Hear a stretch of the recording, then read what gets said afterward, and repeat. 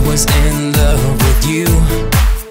I said that it was true, 'cause you're my love story. Hello guys, thank you for joining me. Hey Jason. Hi. I'm very excited because I met you guys in Provincetown 2 summers ago. And Yep. I think actually when I met the two of you, you were having an anniversary while I was there in Provincetown. Oh yeah, Oh, we did. that's right. We sure did. Good Yeah. memory. Yes, well, it works sometimes. So tell everybody who you are. I'm Douglas. And I'm Dewey.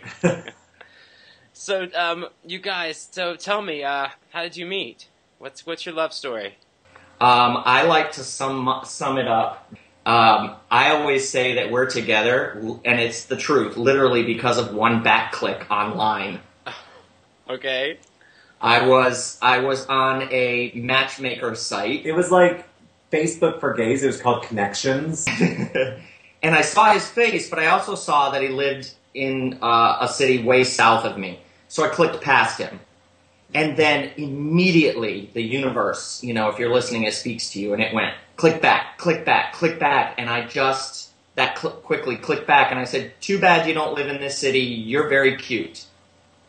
That's my story of how we met. We actually met 3 weeks earlier. I was in a club with my best friend at the time. And so then he walked over in a black tank top, chest, abs, cut arms. Different time. Hot ass. And I was gobsmacked. Oh my god, I can't believe I just used that word. So I had my drink at the bar, and my best friend, when Dewey walked over, introduced him, and I literally, holding my fuzzy navel, just was like, hi.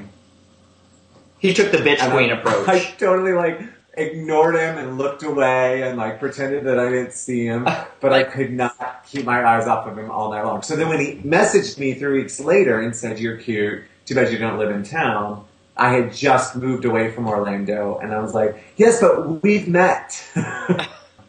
I went on a family vacation to Vermont, and you had given me your phone number the day before I left to go to Vermont, and when I got to Vermont, I called you for the first time Yep. to tell you how beautiful it was in Vermont in the Yes, summer. and that was one of those phone calls where you go, that was random, but it's so obvious why the person's calling you, but you're still so insecure that you're going, why did he call to tell me about the weather?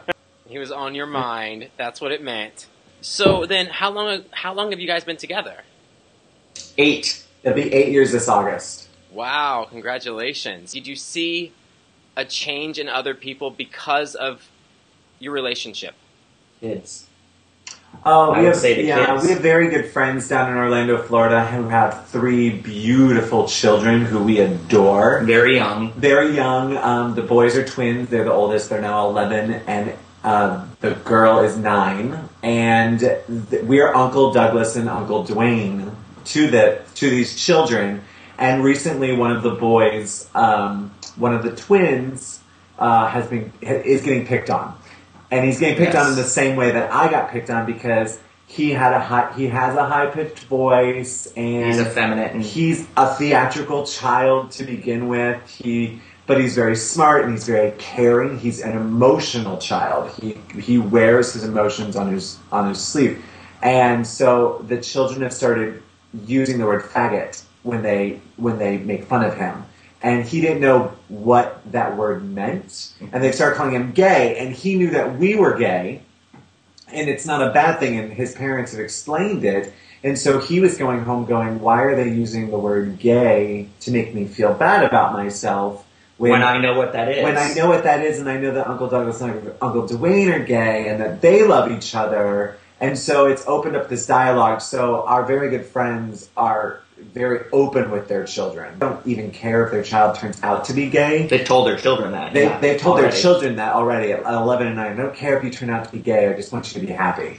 And the way he said it, the father, a good friend, his name is Ed Budd, he said to his children, I don't care what form your love comes in, no matter who you fall in love with, it's okay. And he told his kids that, and he used us as an example. Mm-hmm. And that felt so good. Mm-hmm. Has your relationship influenced your own son? Before he knew I was gay, I always thought, oh no, what's that moment going to be like when he becomes a teenager and I got to tell him. It never occurred to me that it would happen when he was 10, and by his own suggestion. And one day we were watching cartoons, laying on the pillows watching cartoons, and out of nowhere he just turned his head and he goes, "Dad, are you gay?" And I was like, well, here's that moment. And I said, well, what does gay mean to you? And he goes, well, it means when a boy loves another boy. And I said, well, in that case, yes, I am gay. He went, cool, and went right back to the cartoons. That was it. With things like the Love Story Project and other things that you see out there, children and adolescents and anyone dealing with it, unlike our generation, they can go, oh, I think I'm gay, and they'll be able to point to things and go, oh, I saw Jason Dottley talking about that with some people that are gay, and they didn't look like monsters. Right. There's something out there now. There's positive reinforcement Yes. instead of negative reinforcement everywhere.